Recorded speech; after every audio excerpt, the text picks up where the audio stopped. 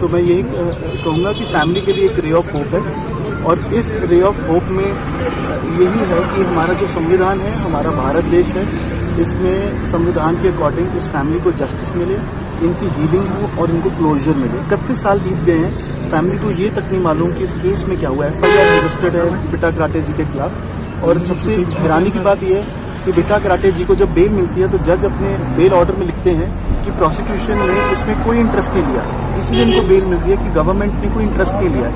तो 31 साल beta karate जी ने कैसे एक स्पेशल गेस्ट हैं या कोई स्पेशल उनको इम्यूनिटी है कॉन्स्टिट्यूशन के अंदर कि उनको किसी भी टाइप की कोई भी प्रोसिक्यूशन नहीं की जाती है, चार्जशीट नहीं फाइल की जाती है। तो 16 को नेक्स्ट डेट है, उसके लिए हम हियरिंग पे दिल्ली से दोबारा आएंगे। सर अपना तारुफ देंगे आप सर? नाम मैं आपको